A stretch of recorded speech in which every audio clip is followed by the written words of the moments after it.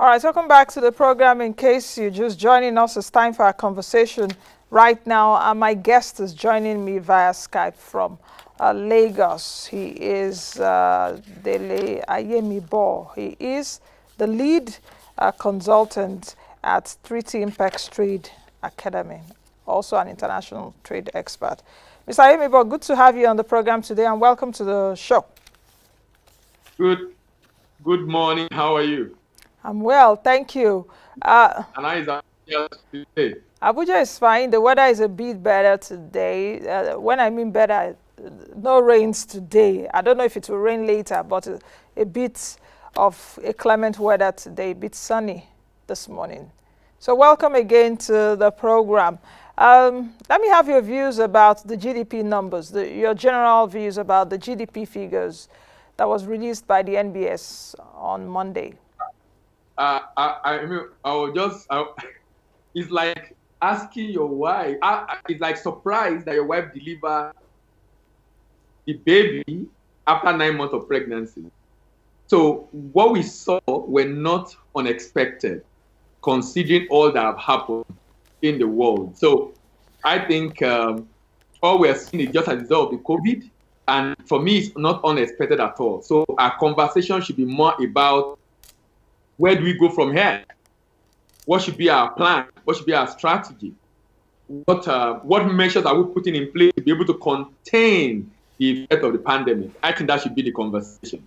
Do you think that we're having that conversation enough? Do you think that there are enough conversations around the strategy to pull us out of this so that we don't go, it's not really steep, it's not steeper than it is right now? Are you satisfied with the kind of conversations here and there around strategy, around government pulling us out of this? And when I mean government, central as well as states. For trade, I don't think so. Generally, maybe, but for trade, I don't think so. I think the challenge we're faced with right now is there is when you look at some of the things CBN are doing, there is the desire to help the country manage the foreign exchange.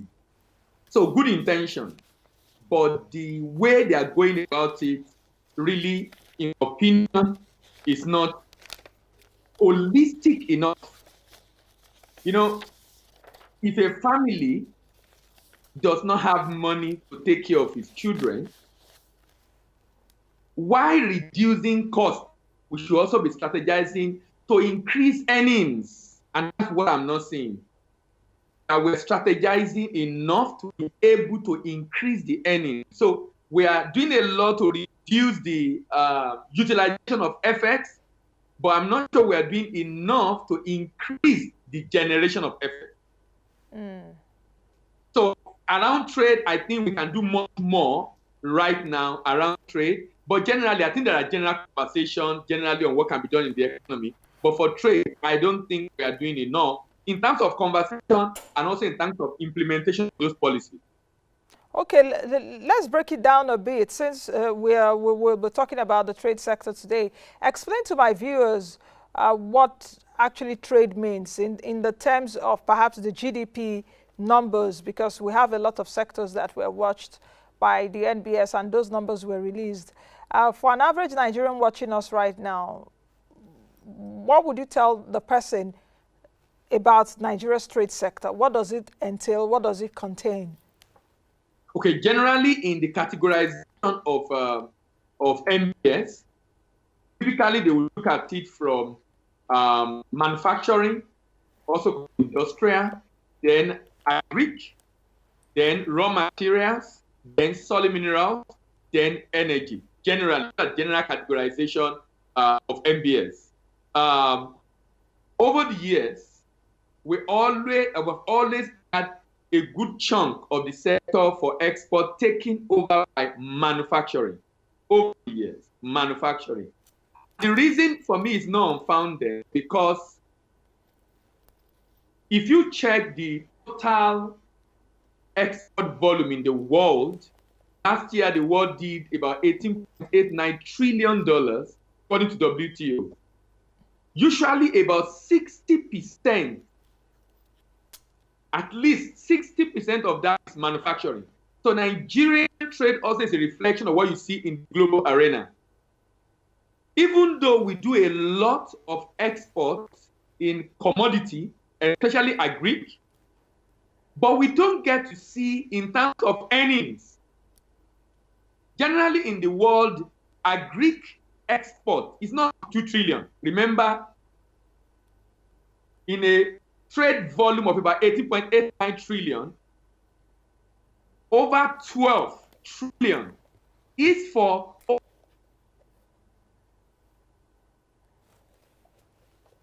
Okay, Mr. Ayemibo, it seems the network is a bit challenging there. Let's quickly take a break. Let's try and reconnect you again and see if it will be better.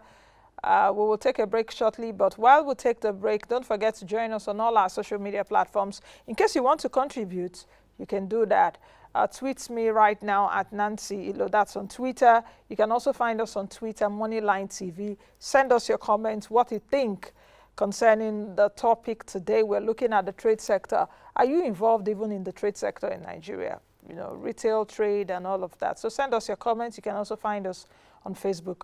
Don't forget to go to YouTube, get to our channel there, Moneyline with Nancy, subscribe, and we'll be right back.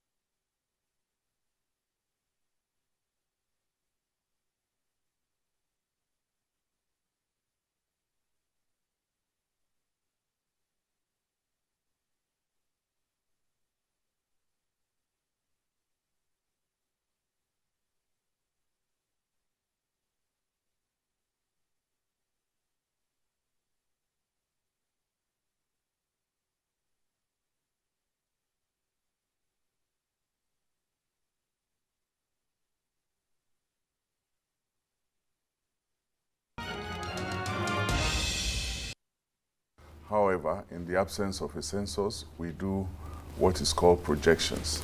By that projection, which are estimates, today we should be about 206 million.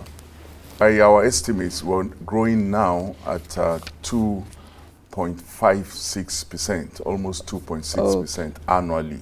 More than 43% of our population presently is below the age of 15. The time has come for us to shift our paradigm from money metric measures of development to human capital development. Because our greatest asset is our population. Today, as I speak with you, Nigeria is the 5th largest population in the whole world. The state of the world population is likely to be launched in the course of this week as part of the world population activities. And according to that report, Nigeria has moved to the 5th position in the world. That we can turn into an asset. As we're facing challenges with crude oil, we should begin to move towards human capital.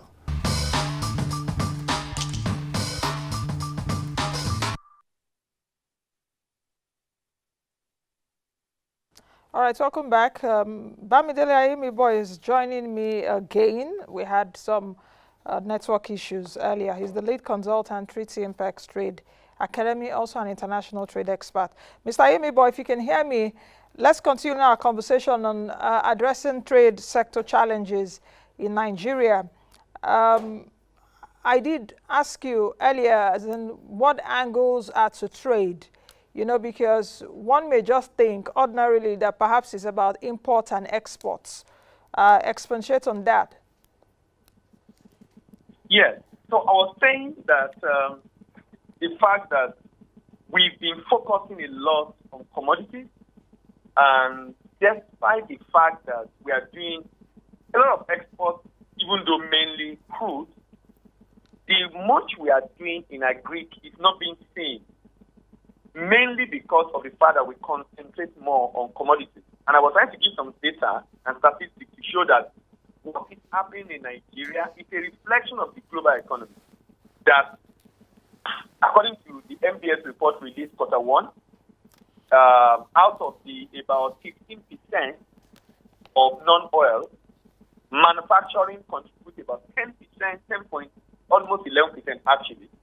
Agri is just about 3%. Agri is just about 3%. And then raw material 0.3%, and then solid minerals 0.04%. So basically talking about the fact that we are still largely not just dependent on crude, but we are also doing a lot in commodities.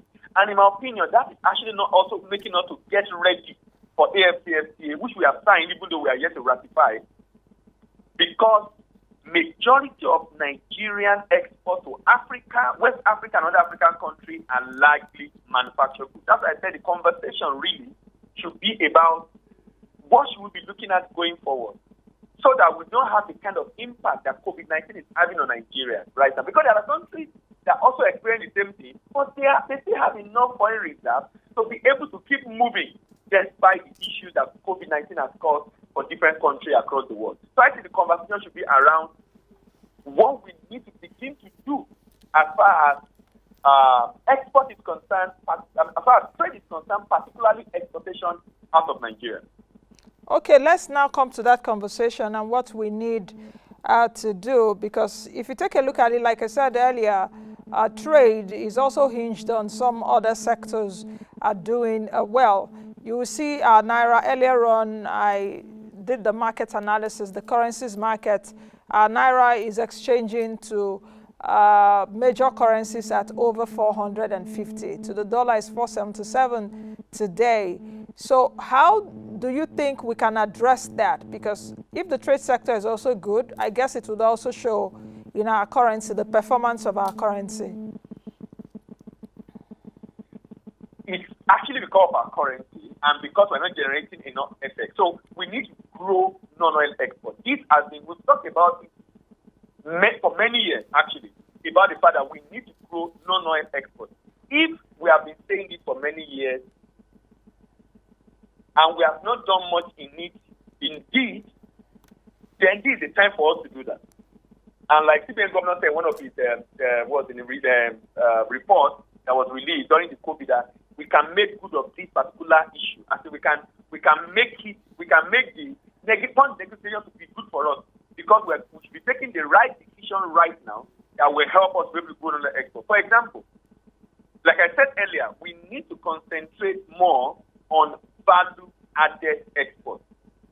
And we need to engage SME in that chain, because one of the goals of government is to create jobs.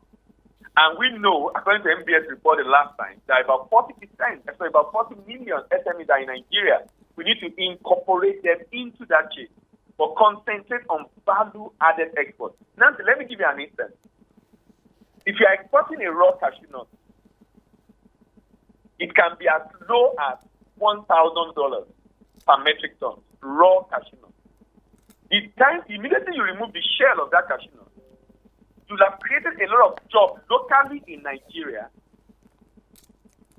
Even though the recovery is about 20 to 25% because of the weight of the shell, that kernel inside can be sold for as high as $15,000 per metric ton. So who is making the money? Obviously, the people that are removing the shell and adding value to it. So we will ship it from Nigeria to Asia, and Asia remove the shell, India, Vietnam, and then ship it to Europe and America and other parts of the world. So they make all the money. Look at cocoa, for example. The valuation of cocoa is said to be almost $100 billion.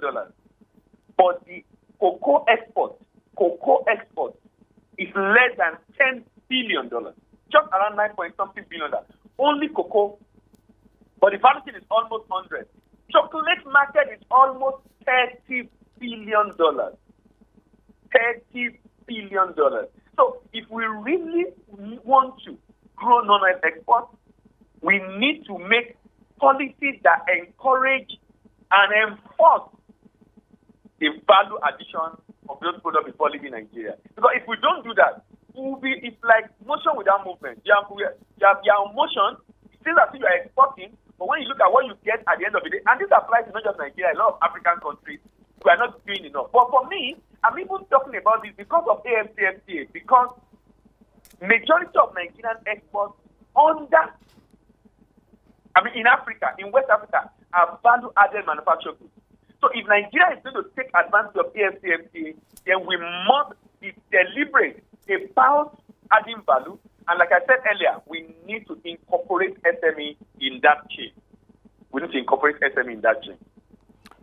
Some of the barriers to affecting the trade sector may just include inadequate transportation infrastructure, poor road network.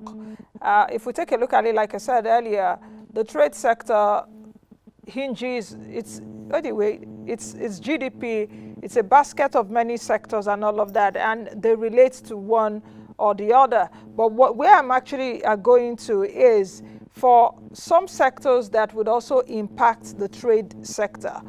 You see barriers affecting those sectors. How do you see perhaps the Nigerian trade sector moving beyond what it is right now? Because if you take a look at it, transport sector, according to the MBS, contracted, I think, about 49.2%, if I'm not mistaken. The trade sector contracted 16.5% alone. So how do you think that we can actually connect the dots and do the right thing? What right things should we do? Okay, now, first of all, sometimes we talk about some issues which are real, which are factual, but the implication of those issues, the way we highlight them, the way we expand them, the way we project them, it seems to me like the problems are not as, the impact of the problem, rather. The problem are great, no doubt, but the impact are not as bad as it were, as we can show it. And what I mean by that is this.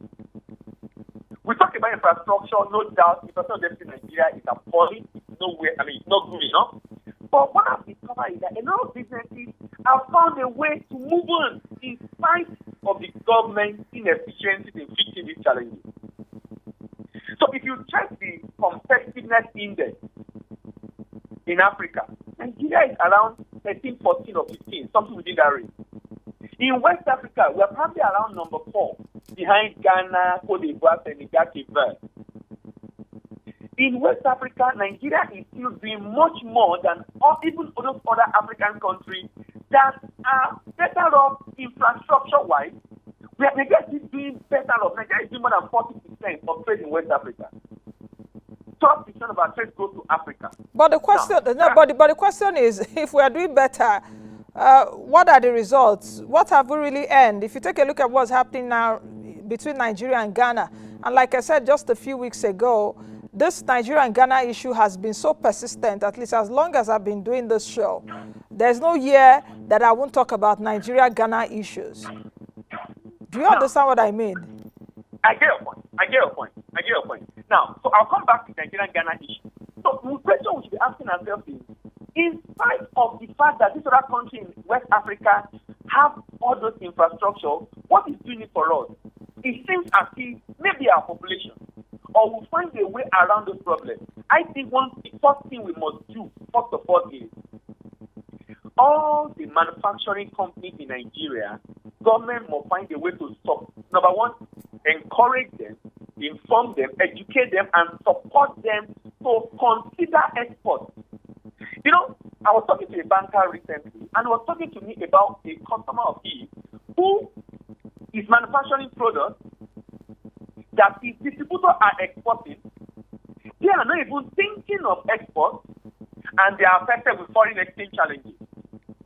And I was telling him, so this banker was trying to tell them that, guys, why are you guys sitting down, waiting for CPN to give you forex, when you can export yourself? If this particular company, his distributors are already exporting his product, he is not thinking of export because he's getting effect from CPN. What I'm trying to say is that these businesses already are producing products that can be exported. For many of them, either because of capacity issue, because of education. You know, many people think that why should we export when we have markets in Nigeria? Some don't understand that export should be a strategic objective for a country and for a business. Strategic objective. Not just because you don't have market locally. You are doing it for a lot of other reasons. You are building global brands. You are generating effects. You are able to have enough effort to import your raw material. There's so many other reasons why you must export. And that's why I think a lot of manufacturers must be aware of, and government or NDPC also in this case now, and CBN to support these people, educate them on how they can begin to export it. There must be the management willingness to make the business export ready and begin to export what they are already producing. That they are, you know that a number of manufacturers, even when they move those things to Keari in Lagos, to Aspanda in Lagos, to different market in Lagos, trucks coming to move those things out from the market.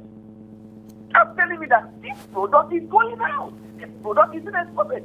These people can export it. The reason, I think one of the major reasons is because those manufacturers, a number of them are not aware of how important it is for them to export. And I think what has happened with COVID and FS issue, it should make that clear. That look, I should begin to make conscious and deliberate effort to export my product. Not because there's no market in Nigeria, but because I need to generate effect. Now, coming to the Nigerian-Ghana issue, that's an age-long issue. I think just that would be a political solution between two countries to be able to resolve those issues. Political solution. I mean, I think, in foreign policy, you talk about this for time. I think if we decide to do what we need to do, maybe Ghana will sit up. I think we are not doing what we need to do in response to Ghana. The government of Ghana, the people of Ghana, from what I know, are not as, they don't hate Nigeria the way it sounded in the media. But it seems to me as if the government have an issue with Nigeria. I think it's a political issue and it can be resolved politically. What do you think should be done? What do you think are the solutions to this Ghana-Nigeria issue? Because just like you said, it's been an age-long issue. For example, the restrictions placed on Nigerian traders in Ghana right now. Just some months ago, I know that there was an issue around, no, it's not the Kumasi area, the Swami magazine area in Ghana, you know. So how do you think that government should address this issue? We need to sit down and talk frankly to ourselves. One, we need to sit down and talk frankly to ourselves and discuss what exactly are the issues and how do we trade off and move forward. And I think also, I think that one of the issues I think AFCFTA have addressed is the issue of dispute resolution mechanism, which was incorporated in the AFCFTA, which is not in the ETLS protocol. So we need to come up with a mechanism of resolving trade disputes among West African countries. We need to come up with that. We need to agree on that. That we begin to we are humans, we step on our toes, but we must find a way to resolve it. And whatever is the outcome of that, we must be able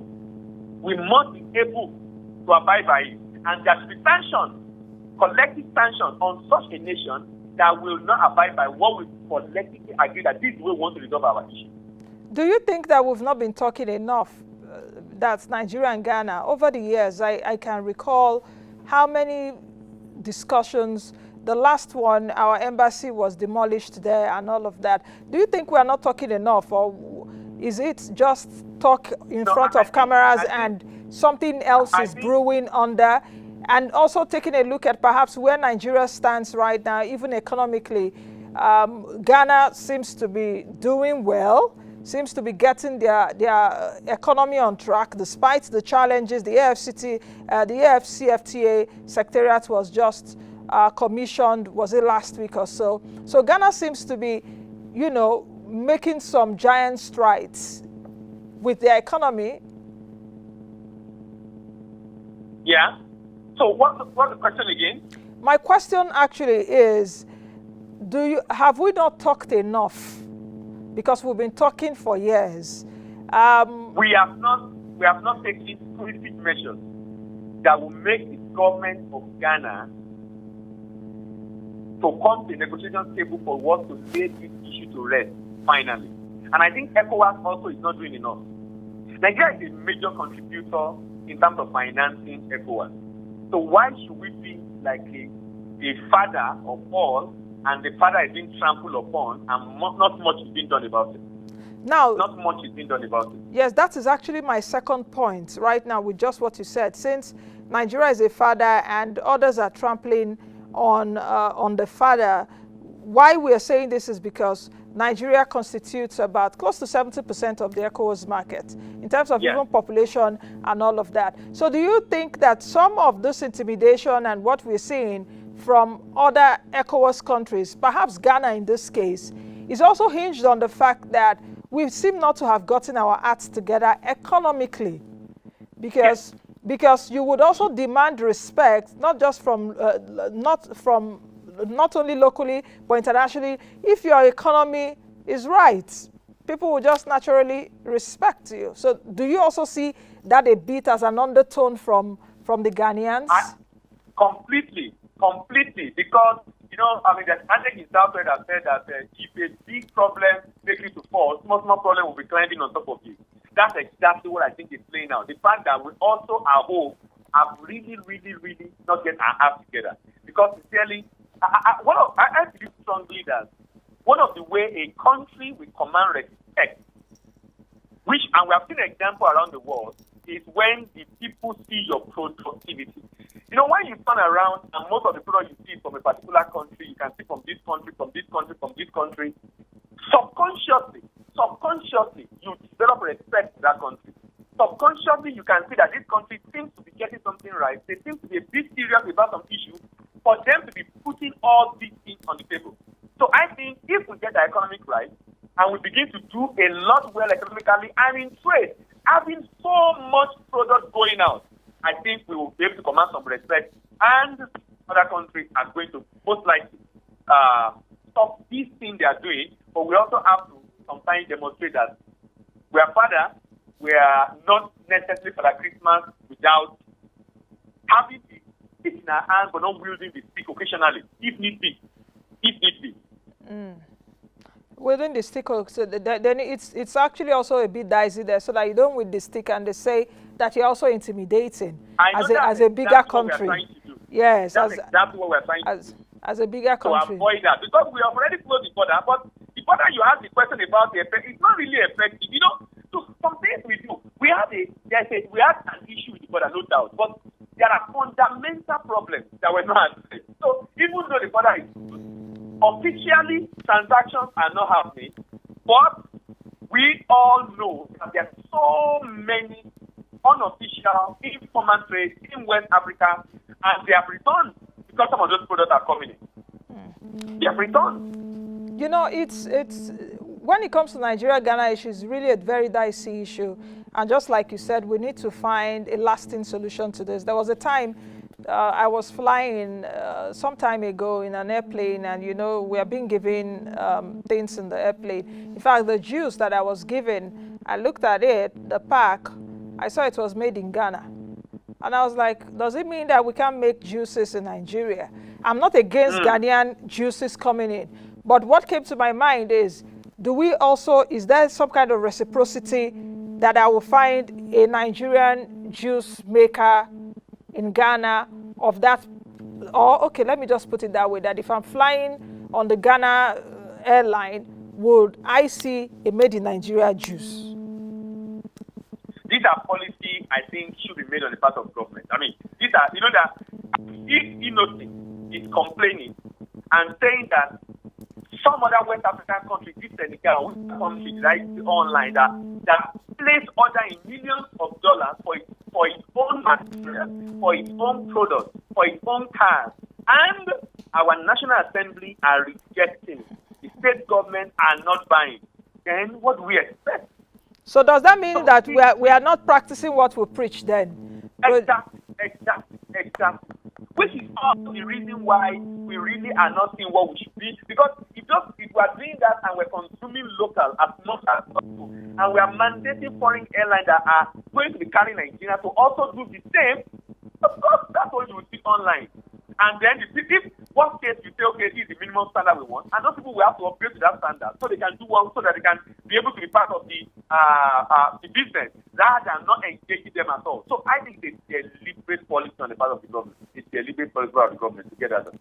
The news about the 10 billion naira survival fund for transporters that has been released, that will go through the Ministry of Industry, Trade and Investment. The Minister of State for Transportation announced that. Do you see that enhancing trade? Because even the transportation sector, like I said earlier, contracted by about 49.2%. We know that one of the challenges hindering the trade sector in Nigeria is lack of transport infrastructure. And just like Bamisola Saraki said, that 90% or more of Nigerians travel by road. How do you see this impacting that sector, thereby impacting the trade sector? If we are going to reduce cost of transportation for trade transaction in Nigeria, our focus is rail, not on road transport. Rail, not on road transport. Rail crashed the price significantly.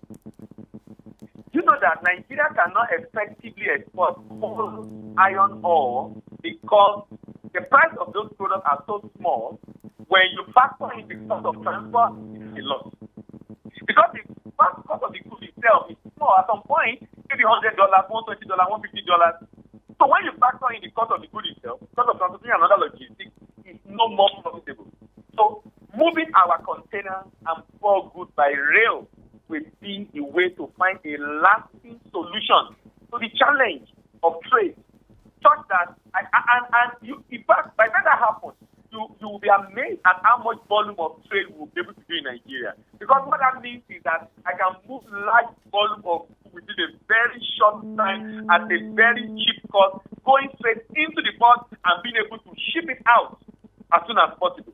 And you will have avoided the issue in Apapa. We wouldn't have most of those issues again. Most of those stuff will not be necessary again that we're having in Apapa. So really, really take the issue to look at the way trade was impacted by transportation. We should think more of rail rather than road or any other means of transport. Rail, I think, would be a good answer for it.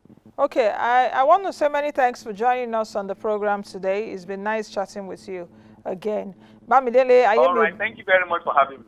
Bamidele Ayemibo is the lead consultant with Impex Trade Academy. He's also an international trade expert. We've been looking at the trade sector in Nigeria. Just before we go, you saw the breaking news earlier that Dr. Akinwumi Adesina has been re-elected as the president of the African Development Bank for another 5-year tenure. He was the sole candidate, so he's succeeding himself. I'll see you all tomorrow, God willing. Tomorrow's show will be quite interactive, so you just need to stay with us. I am Nnaji. Don't forget to keep safe.